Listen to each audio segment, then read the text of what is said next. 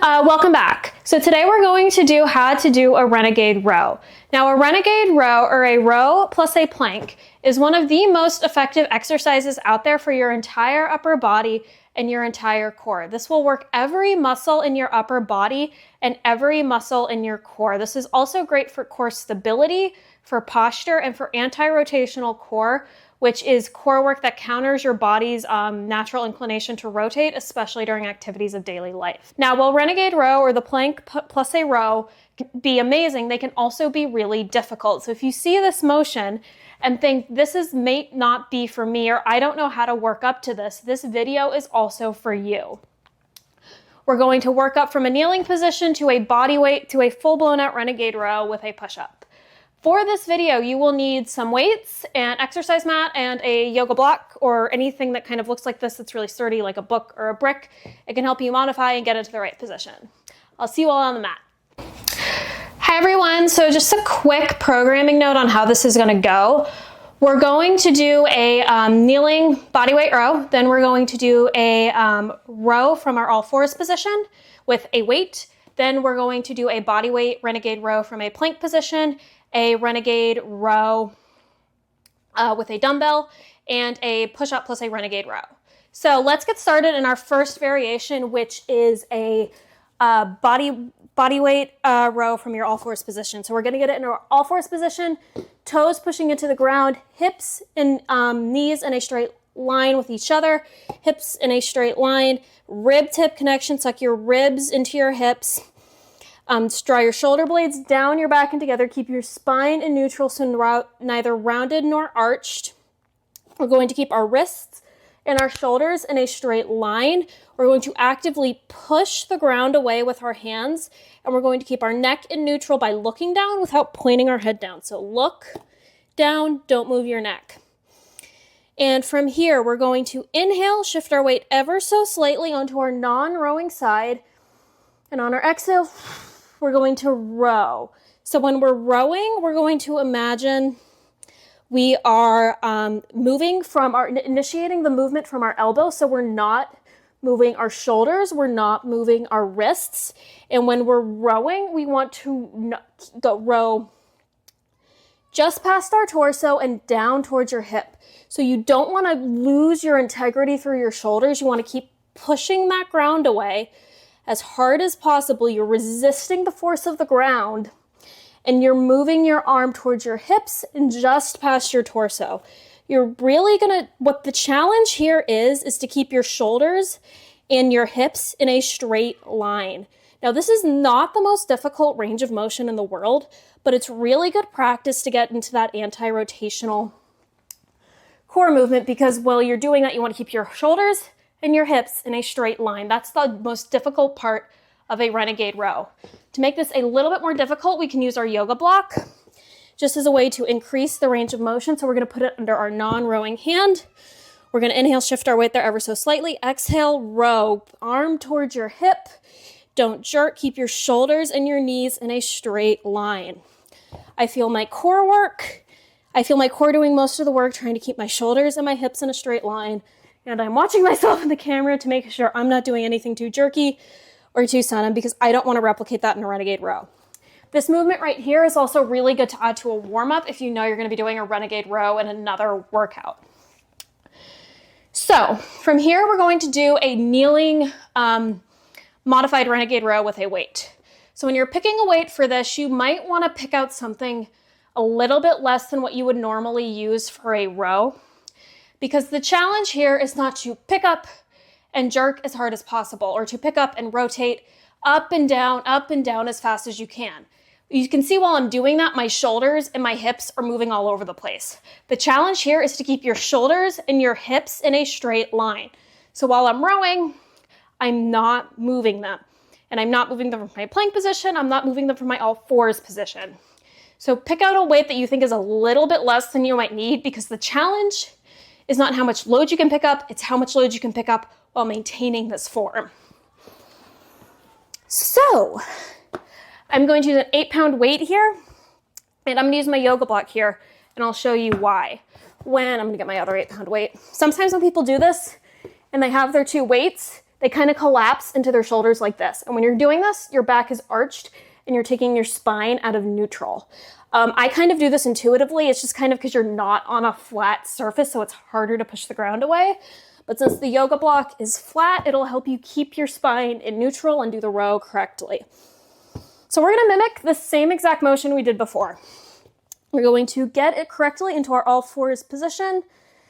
Everything is in a straight line. Shoulders are pushing down and back. We're actively pushing the ground away. Our spine is in neutral. And on our inhale, we're gonna shift our weight ever so slightly to our non-rowing or yoga block hand. And on our exhale, we're going to row. Same exact row as before. We are going to initiate the range of motion from our elbow. We are going to go just past our torso and down towards our hip. So we're gonna inhale and exhale. Do the bulk of the range of motion there. Inhale, exhale. I feel my core working, my back muscles activated. I'm actively trying to push the ground away. I need to keep my shoulders and my hips in a straight line and steady. I shouldn't be moving them. I shouldn't be jerking them. The way you build muscle is to maximize time under tension. So you want to move slow and controlled on the way up and on the way down. Now I know I'm rotating to look into the camera for you all, but I'm not moving my shoulders, I'm moving my head. So just keep that in mind. We're trying not to rotate. Now you can also do this from a kneeling plank position. It's up to you what you're more comfortable with. Same exact thing. Inhale, shift to your non-rowing side. Exhale, row. The yoga block trick also helps here. And row. We want to do the same thing on both sides, so I'll show you on this side as well. Inhale, alignment. I'm totally checking myself in the camera because it's pretty easy to do the wrong thing here. So inhale and exhale. I feel my core work. I feel my back work. I feel every muscle in my upper body working to keep me steady, and I feel my core working as well. All right. So that was doing it from a kneeling position. If you know you're someone who you struggle with planks, you kind of struggle staying upright, you're not kind of sure if you're doing a plank right, keep working on that and working on your diaphragmatic breathing. So inhale, get yourself in position, and then exhale, do the range of motion. This will only help you in the long run build up the proper form and get yourself to doing a renegade row correctly instead of throwing and jerking a weight around and working all the wrong muscles and eventually getting hurt. So doing it from a plank position is harder than doing it from all fours. So if you don't feel an increased range of difficulty or you don't feel anything in this position, be sure to check your form once you're in a plank. So we're gonna get into our plank. So easiest way to get into a plank is to get into the right all fours position and walk your feet out. Now to do the renegade row, we're gonna need a wider base of support. This is just gonna help you get it right more than anything else. It's harder to do from this. So we're going to, I'm gonna move my hair. We're going to walk our feet out. We're going to mimic what we did before. Inhale, shift our weight to our non-rowing side, and exhale. We're going to lift up our non-rowing hand. Same motion as before without moving our hips or our shoulders. This is difficult. I don't know if you can hear my core shake, but I can definitely feel it as I'm talking. So 2 on the other side. Inhale and exhale. And inhale, shifting my weight to my camera side, and exhale, row. Okay, I'm gonna give my shoulders a little bit of a break here. I hope you felt the difference there because you're essentially going from a range of motion where your knees and your feet are supporting you to ones where you basically have 3 sides supporting you. I also noticed that on my right side, which is always my bad side, it's a little bit more difficult. That's fine, but really try to do the same range of motion, push yourself really hard through that. And whenever you're lifting, when you might have any sort of side-to-side muscle imbalances, always lift for the weaker side. So if you can't do this with weight, because one side is worse than the other, do it with body weight. Also, if you're kind of struggling with form, really try to make sure you're planting your toes into the ground to activate your glutes. That's going to help you a lot with your rib to hip connection and getting your core in the right position, and really try to actively push the ground away with your hands, because if you're kind of in a passive position, you're hunching and you're not working your core. If you're imagining you're pushing the wall away, resisting all the force of the ground, you're in a much better position. See, I'm going from hunching to straight. So that's what you want to replicate. Also, again, the challenge here is to not move your shoulders and not move your hips. If you know you have to get yourself back in proper alignment once you've done it, that's fine, but really try to push the ground away through your toes and through your hands. That's how you're going to find that stabilization, and you're also going to want to move as deliberately as possible through that range of motion. So now we're going to do it big time. We're going to do it with the weights. So I'm going to use 5-pound weights here. I know I can't lift the same amount from the full blown out plank position that I can from the kneeling position. I would advise you to lift less than you did in a kneeling position, just because it's that much harder. You have that much less support.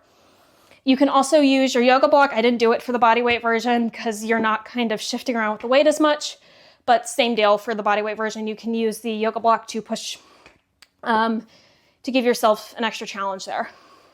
I'm going to use the yoga block with the weighted version because I know I'm going to collapse into my shoulders just because it's not as flat. So let's do this. It's the same exact motion we've been doing, initiating the range of motion from our elbow towards our hip, just past our torso. So we're going to get into our plank position. We are going to walk our feet out. We're going to inhale. We're going to shift ever so slightly to our yoga block hand. And we're going to exhale. We're going to lift the weight up and down. All right, inhale. Exhale. Initiate the range of motion from your elbow. Keep your weight just past your torso, or keep your elbow just past your torso. And make sure you're not collapsing into your shoulders, and maintain your neutral spine. All right. I'm going to switch sides so you can see what I'm doing on the other side. I want to do the same range of motion on both sides. I don't know if you could hear it, but I could feel my abs shaking as I was doing that. I could feel my shoulders shaking. I really wanted to stop after one, but I wanted to make sure I showed you everything.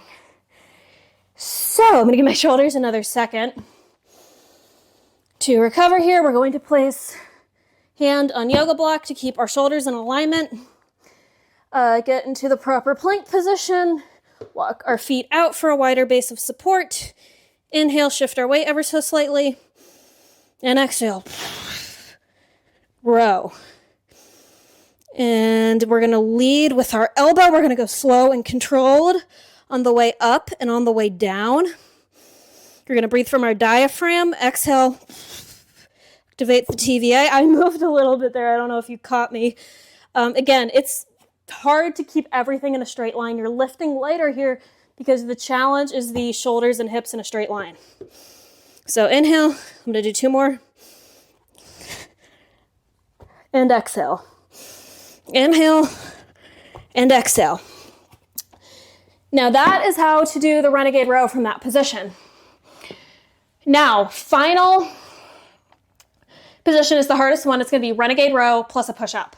So push-up, you're keeping your arms, your elbows in a 90-degree angle.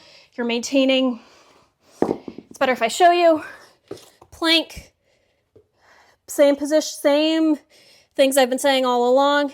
And we're going to keep our, I like to keep my fingers placing each other and push up. We're going to not move our back. We're going to not move our abs. And it's the same kind of anti-rotational bit here, except now we're going to really going to work our chest here as well. I'm not going to use the yoga block for this. I find it a bit difficult to do the uneven push-up, but if you want the challenge, go right ahead. So, we have our weights. We are in our proper alignment. We are going to push up and row.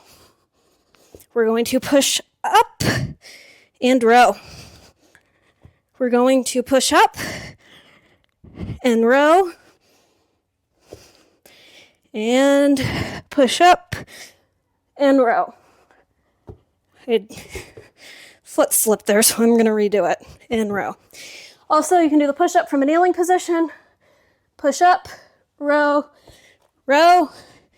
Doesn't have to be a push-up for doesn't always have to be the push-up from your knees. And it doesn't have to be a push-up where you are going one at a time. You can do push-up, row, row. So that's how to do a Renegade row. Lots of modifications, lots of variations. Let me know what you thought. Like, comment, subscribe. Let me know if you want to see more like this or more like other videos on my channel. Thanks, guys.